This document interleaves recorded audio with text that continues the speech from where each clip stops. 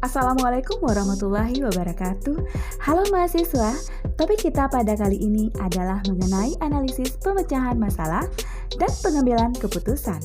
Adapun capaian dasar pembelajaran kali ini diharapkan mahasiswa mampu memahami dan mampu menjelaskan penggunaan alur pikir yang rasional dalam analisis pemecahan masalah dan pengambilan keputusan.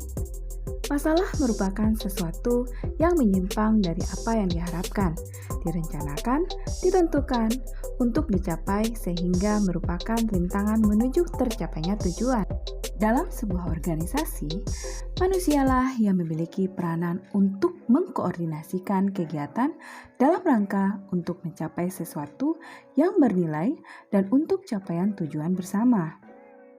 Kinerja organisasi merupakan akumulasi dari kumpulan kinerja individu-individu anggotanya yang bersinergi dalam suatu proses untuk pencapaian tujuan bersama.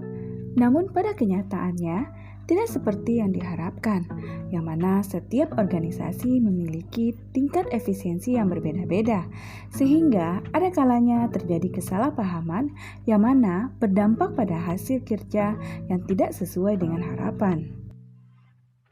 Setiap organisasi yang sukses harus mampu memecahkan masalah dan membuat keputusan yang memungkinkan organisasi mencapai sasaran dan mencapai kebutuhan utama anggota-anggota organisasi.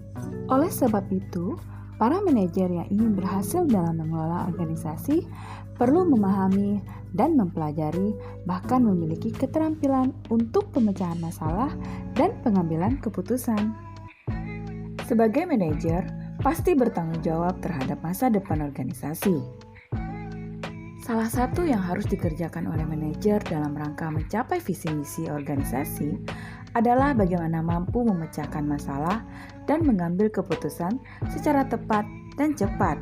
Langkah dalam pemecahan masalah dapat diartikan sebagai proses dari mengamati dan pengenalan serta usaha mengurangi perbedaan antara situasi sekarang dengan rencana yang akan datang.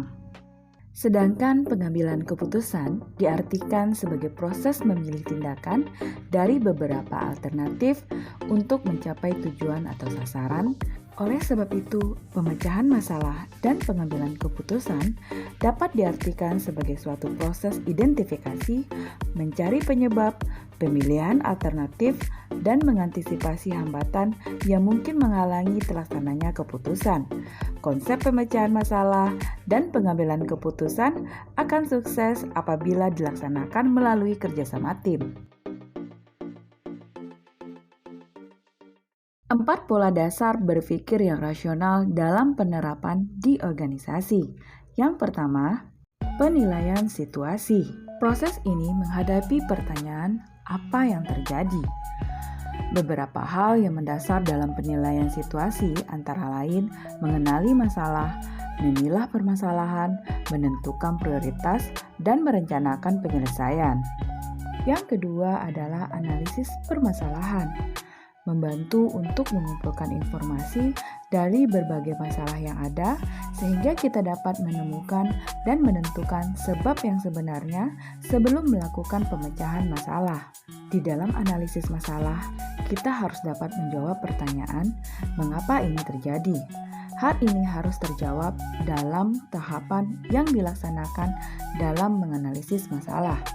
Ada 4 tahapan dilaksanakan dalam menganalisis masalah yang meliputi perumusan masalah, membuat spesifik penyebab, menguji penyebab, memverifikasi penyebab yang sebenarnya. Yang ketiga adalah analisis keputusan. Analisis keputusan ini untuk menjawab pertanyaan tindakan apa yang harus kita ambil.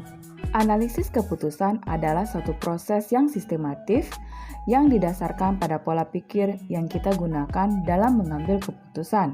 Unsur pilihan yang baik adalah memahami mutu dari definisi mengenai faktor khusus yang harus dipenuhi, mutu evaluasi, dan mutu pengertian. Yang keempat adalah analisis masalah potensial. Analisis masalah potensial adalah untuk menjawab pertanyaan apa yang kita hadapi.